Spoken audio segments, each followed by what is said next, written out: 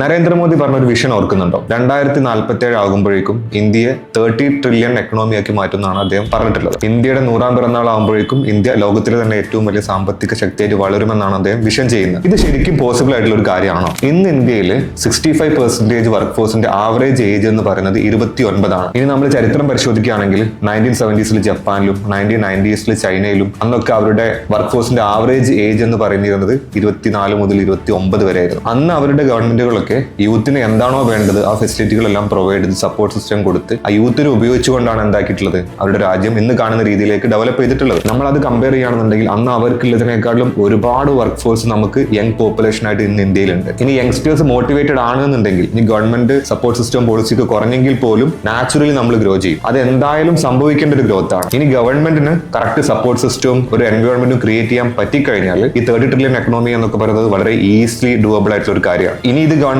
Use ചെയ്യാൻ പറ്റാതെ വന്നാൽ ഈ യങ്സ്റ്റേഴ്സ് ഡീമോട്ടിവേറ്റഡ് ആയാൽ അതിന് നേരെ ഓപ്പോസിറ്റ് ഇമ്പാക്ട് ആണ് ഉണ്ടാവുക. അത് വളരെ ഡേഞ്ചറസ് ഇമ്പാക്ട് ആയിരിക്കും. ഒരുപാട് അൺഎംപ്ലോയ്മെന്റുകൾ സൃഷ്ടിക്കുകയും രാജ്യത്ത് ഒന്നടങ്കം അരക്ഷിതാവസ്ഥ സൃഷ്ടിക്കുകയും ചെയ്യും.